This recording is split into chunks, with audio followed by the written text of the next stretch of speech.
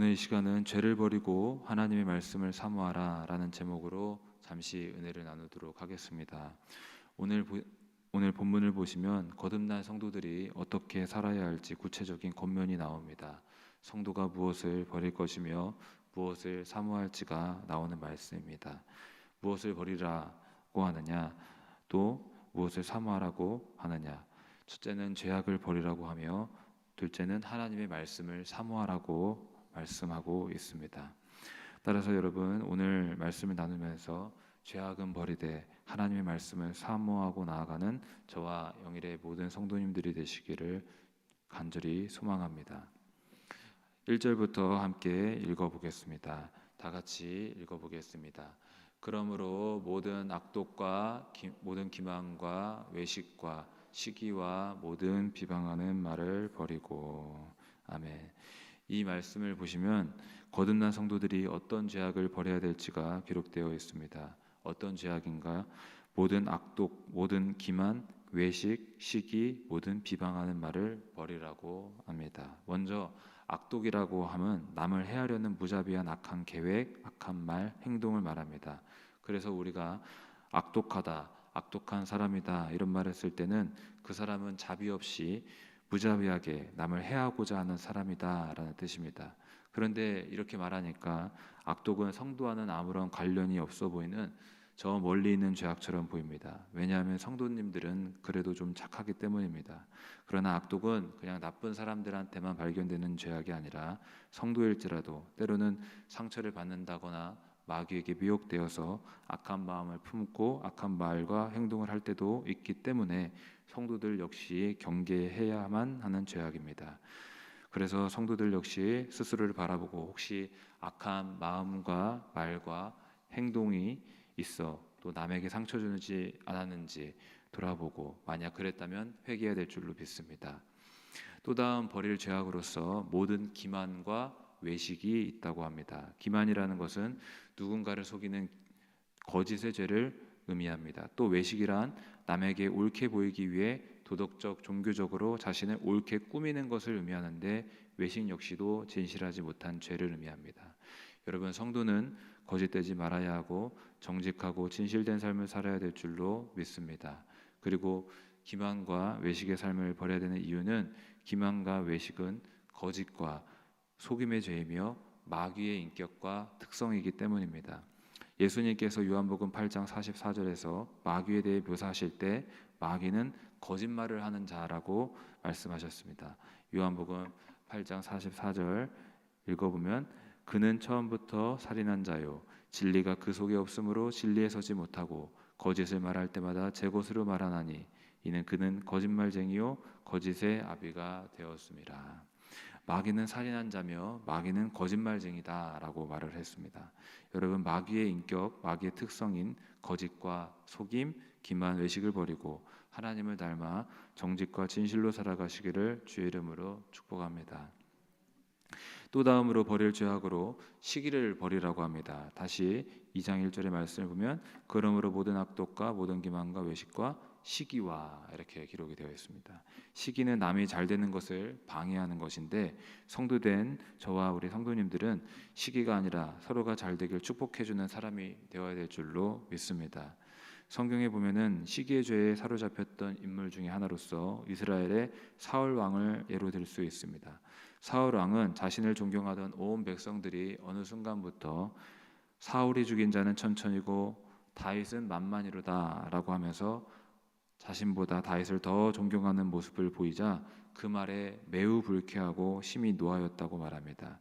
시기가 사울 왕의 마음을 가득 채웠던 것입니다. 그리고 사울은 다윗을 시기하는 그 마음을 제어하지 못해서 그 시기에 끌려다니다가 다윗을 끌어내리는 일에 인생을 온통 낭비하고 망하게 되었던 것입니다. 여러분, 우리는 시기의 죄악을 버릴 수 있기를 바랍니다. 다른 사람이 잘 되고 좋은 일이 있을 때 함께 기뻐하고 더 잘 되도록 축복하며 세워줄 수 있어야 될 줄로 믿습니다. 그리고 남이 잘 되길 축복해주고 평안하길 빌어주는 자에게 하나님도 복을 내리시고 평안의 복을 주신다는 걸 기억하여서 시기가 아닌 축복의 삶이 되어야 될 줄로 믿습니다. 그리고 한 가지 더 버려야 될 죄악이 나옵니다. 그것은 비방하는 말을 버리라고 합니다. 이 말은 온갖 종류의 중상모략, 악담과 같은 말을 버리라는 말입니다. 사실 우리가 남에 대해 안 좋은 말을 얼마나 많이 합니까? 물론 그 사람에 대해 일부러 이상하게 꾸민 이야기가 아니다 할지라도 설사 그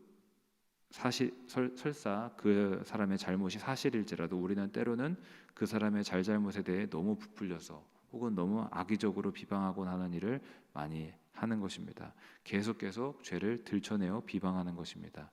이와 같이 입술로 범죄할 때가 너무 많은데 여러분, 쉽게 남을 판단했던 말, 쉽게 남을 비방했던 말, 이제는 그쳐야 될 줄로 믿습니다. 잘못한 것이 있어도 그것을 들춰내고 어떻게든 끄집어내서 비방하는 게 아니라 허다한 허물을 덮어주시기를 바랍니다. 그게 사랑을 구하는 것인 줄로 믿습니다. 잠언 17장 9절에 이와 같이 기록하고 있습니다. 한번 읽어보겠습니다. 허물을 덮어주는 자는 사랑을 구하는 자요, 그것을 거듭 말하는 자는 친한 벗을 이간하는 자니라. 아멘. 허다한 허물을 거듭 말하는 것은 이간하는 것과 같지만은 허다한 허물을 덮어주는 자는 사랑을 하는 자라고 분명히 말을 하고 있습니다. 여러분, 서로 헐뜯고 비방하는 말을 그치고 용서와 자비를 베푸는 저와 영일의 모든 성도님들이 되시기를 주의 이름으로 축복합니다. 지금까지 2장 1절의 말씀을 통해서 베드로 사도가 몇 가지 죄악을 나열했던 걸 보았습니다. 성도들은 이와 같은 죄악을 버려야 된다고 말했습니다. 그런데 사실 우리가 버려야 될 죄악은 방금 나눴던 죄악만 있는 게 아닙니다. 대표적인 것들, 악독, 기만, 외식, 시기, 비방을 나열했던 것입니다. 여러분, 우리는 하나님을 따르는 자로서 이뿐만 아니라 모든 죄악은 다 버려야 될 줄로 믿습니다. 죄악을 버리시며 나아가는 저와 성도님 되기를 바랍니다. 다음 2절의 말씀인데요. 다 같이 다시 한번 읽어보겠습니다. 갓난 아기들 같이 순전하고 신령한 젖을 사모하라. 이는 그로 말미암아 너희로 구원에 이르도록 자라게 하려 함이라. 아멘. 여기서 보시면 갓난 아기들 같이 라고 나옵니다. 성도가 갓난 아기들 같이 라고 표현을 하는 건데, 근데 왜 갑자기 갓난 아기들 같이라고 했냐면 우리는 하나님 안에서 갓난 아기들과 같기 때문입니다. 실제 나이는 아기가 아닌 노인이라고 할지라도 하나님 앞에서는 그분의 어린 아기, 어린 자녀와 같은 것입니다. 그리고 갓난 아기들 같이 무엇을 하라고 합니까? 갓난 아기들이 젖을 달라고 젖을 사모하듯이 하나님의 어린 자녀된 우리 역시도 순전하고 신령한 젖을 사모해야 된다. 순전하고 신령한 젖을 사모하라라고 말을 합니다. 그렇다면 순전하고 신령한 젖은 무엇일까요? 이것은 진짜 엄마의 가슴에서 나오는 젖을 의미하는 게 아니라 이것은 비유이고 상징인데, 순전하고 신령한 젖은 하나님의 말씀을 의미합니다. 성경에서는 하나님의 말씀을 젖이나 밥, 떡, 우리가 살기 위해 꼭 먹어야 되는 양식으로 표현을 많이 하고 있습니다. 그런데 이렇게 표현한 이유는 우리가 밥과 떡, 젖이 없으면 자라지 않고 건강하게 살 수 없듯이 하나님의 말씀을 듣지 않으면 살 수 없기 때문입니다. 여러분, 우리가 건강하게 살려면 사람에게 젖과 떡이 필요하듯이 영적으로도 건강하게 살려면 하나님의 순전하고 신령한 젖, 하나님의 말씀이 필요한 줄로 믿습니다. 그러므로 하나님의 말씀을 사모하고 하나님의 말씀을 늘 가까이 하시기를 주의 이름으로 축복합니다. 자, 그리고 그렇게 하나님의 말씀을 먹으면 어떤 일이 생기느냐?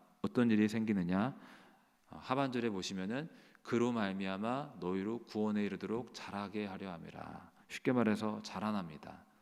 쉽게 말해서 성숙하게 됩니다. 마치 젖을 먹고 아이들이 자라듯이 주의 어린 자녀들이 영적으로 성숙하고 자라게 되는 것입니다. 영적 아기에서 영적 소년이 되고 영적 청년이 되고 영적 아비가 되는 것입니다. 영적으로 성숙하며 점점 더 하나님의 뜻을 잘 이해하게 되고 점점 더 세상의 유혹과 환난에서도 잘 이기게 되는 것입니다. 사실 우리가 구원에 이르는데 우리를 방해하는 게 참으로 많이 있습니다. 유혹도 환난도 참 많이 있습니다. 그래서 우리가 정신 차리고 깨어있지 않으면 우리는 금세 하나님의 뜻을 놓치고 구원에 이르지 못할 수도 있습니다. 그러나 우리가 하나님 말씀을 가까이 할 때 하나님의 뜻을 깨닫게 되고 하나님의 뜻대로 살 수 있으며 구원에 이를 수 있는 줄로 믿습니다. 따라서 우리는 영적으로 성숙하며 구원에 흔들리지 않고 완전의 구원에 이를 수 있도록 날마다 하나님의 순전하고 신령한 젖 하나님 말씀을 사모해야 될 줄로 믿습니다. 마지막으로 3절의 말씀 다 같이 한번 읽어보겠습니다. 너희가 주의 인자하심을 맛보았으면 그리하라. 아멘. 이 말씀은 하나님의 말씀을 사모해야 될 이유가 나오는 것입니다. 그렇다면 우리가 하나님의 말씀을 사모해야 될 이유가 무엇일까요? 하나님의 인자하심을 맛보았기 때문입니다. 다시 말해서 하나님께서 얼마나 인자하시고 자비로우시며 좋으신 분인지 알았기 때문입니다. 하나님은 우리를 위해서 가장 귀한 그 아들 예수님까지 내어주신 가장 좋으신 분입니다. 우주보다 더 크시고 천국보다 더 크신 그 아들을 나 같은 죄인을 살리려고 내어주시고 그 아들이 보배 피를 흘리게 해서 우리를 구하신 좋으신 하나님인 것입니다. 이와 같이 좋으신 하나님이 우리를 위해서 주시는 말씀이라면 얼마나 좋으신 말씀이겠습니까? 당연히 좋은 말씀인 것입니다. 그 말씀이 내게는 때로는 찔림과 훈계가 되고 쓰라릴 수도 있겠지만은 그 말씀은 나를 살리고 나를 새롭게 하는 말씀과 좋은 양식인 것입니다. 3절에 주의 인자하심을 맛보았으면 주의 인자하심을 맛보았기 때문에 주님이 얼마나 좋은 분이신지 알기 때문에 당연히 그 말씀도 좋은 것으로 알고 사모해야 된다라는 것입니다. 여러분, 하나님은 좋으신 분인 줄로 믿습니다. 인자와 자비 하나님이시며 사랑의 하나님인 줄로 믿습니다. 그분의 말씀도 인자의 말씀이며 사랑의 말씀이기 때문에 그 말씀 사모하시며 나아가시기를 소망합니다. 말씀을 정리합니다. 우리가 하나님의 말씀을 어떻게 대할 것인지 오늘 말씀을 통해 알았습니다. 갓난 아이들이 엄마의 젖을 애타게 찾듯이 엄마의 젖을 먹지 않으면 살 수 없다고 그 젖을 사모하듯이 우리가 그렇게 하나님의 말씀을 사모해야 될 줄로 믿습니다. 이 말씀은 우리를 사랑하고 자비와 인자를 아끼지 않는 가장 좋으신 주님이 우리를 위해 우리를 살리기 위해 하신 말씀입니다. 이 말씀 항상 가까이 하시고 읽고 쓰고 묵상하며 나아가시길 바랍니다. 그리고 성도가 버려야 될 죄악, 악독, 기만, 외식, 시기, 비방 이와 같은 죄들 다 버리시기를 주님의 이름으로 축복합니다. 기도하겠습니다.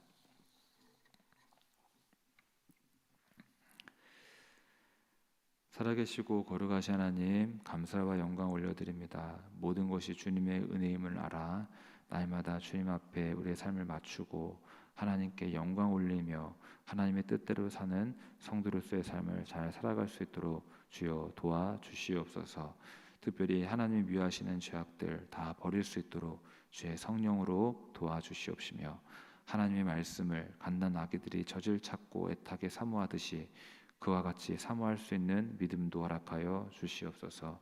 그 말씀으로 자라고 그 말씀으로 구원에 이르게 하여 주옵소서. 감사드리며 살아계신 예수 그리스도의 이름으로 기도하옵나이다. 아멘.